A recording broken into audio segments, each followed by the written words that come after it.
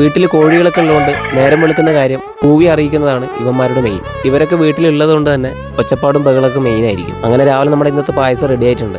അതിന്റെ കൂടെ 2 വാഴക്കുലയും കയറ്റിയിട്ടുണ്ട്. ക്ഷേത്രത്തിൽ ഇപ്പം അന്നദാനമൊക്കെ ഉണ്ടല്ലോ, അതിന്റെ ഭാഗമായിട്ട് കൊടുക്കാൻ വേണ്ടിയാട്ടോ. അങ്ങനെ ഞാൻ നേരെ തിരുനെല്ലി ക്ഷേത്രത്തിൽ എത്തിയിട്ടോ. ഞങ്ങളെ പായസം കുടിക്കാനായിട്ട് വെയിറ്റ് ചെയ്തിരുന്ന കുറച്ച് ചേട്ടന്മാരെ കണ്ടു. അവർക്ക് ബോട്ടിൽ പായസവും ഗ്ലാസ്സിൽ പായസം കൊടുത്തിട്ടുണ്ട്. നമ്മുടെ നാട്ടിലെ പയ്യന്മാർ അവരെ കൂട്ടുകാരായിട്ട് വന്നിട്ടുണ്ടായിരുന്നു. ഇവരൊക്കെ നമ്മുടെ വീഡിയോസ് കണ്ടിട്ടുള്ള പരിചയത്തിലുള്ള ആൾക്കാരാട്ടോ. ഡെയിലി പായസത്തിന്റെ വീഡിയോസ് ആയതുകൊണ്ട് തന്നെ വീഡിയോ കണ്ട് അഡിക്റ്റ് ആയ ആൾക്കാരും പായസം കുടിക്കാനായിട്ട് വരുന്നുണ്ട് കേട്ടോ.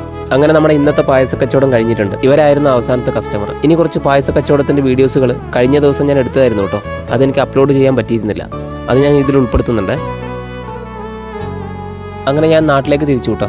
അമ്മയുടെ ആരോഗ്യ കേന്ദ്രത്തിൽ കാണിച്ചിട്ട് വരുന്ന വഴിയായിരുന്നു കേട്ടോ. അച്ഛനിതാ വിളവെടുപ്പ് കഴിഞ്ഞ വാഴയിൽ കന്നും തണ്ടും നീക്കം ചെയ്യുന്ന കാഴ്ചയാണ് നിങ്ങളീ കാണുന്നത്. അങ്ങനെ ഞാനിതാ വീട്ടിലേക്ക് എത്തി കേട്ടോ. ബോബിക്കുട്ടിയുടെ ചേച്ചിയായിട്ടുള്ള കളിത്തിരക്കിലാണ്, അതുകൊണ്ട് പുറത്തേക്കൊന്നും വന്നിട്ടില്ല. കിണറ്റിനരികിലുള്ള പൈനാപ്പിൾ എവിടെയെന്നാണ് അച്ഛൻ ചോദിക്കുന്നത്. ആ ഒരു പൈനാപ്പിൾ തിന്ന കാര്യം അച്ഛൻ തന്നെ ഓർമ്മയില്ല. വീഡിയോ സഹിതം കാണിച്ചു കൊടുത്തപ്പോൾ അച്ഛന് ഓക്കെയായി. വീട്ടിൽ ഉച്ച ടൈമിൽ ഒരു മോരും വെള്ളം ഉണ്ടായിരുന്നു, അതൊക്കെ കുടിച്ചുകൊണ്ടിരിക്കുക കേട്ടോ. ഞങ്ങളിപ്പോൾ ഉച്ചക്കത്തേക്കുള്ള കറി റെഡിയാക്കിക്കൊണ്ടിരിക്കുക കേട്ടോ. അമ്മ വീട്ടിലേക്ക് ഇന്ന് ബേബിയുടെ ചേച്ചിയും മോളും വന്നിട്ടുണ്ടായിരുന്നു. ചേച്ചിയുടെ മോള് വന്നതുകൊണ്ട് തന്നെ ബോബിയും ചേച്ചിക്കുട്ടിയും ഭയങ്കര കളിത്തിരക്കിലാട്ടോ. അവർ കളിക്കട്ടെ, ഞാനും പോന്നു.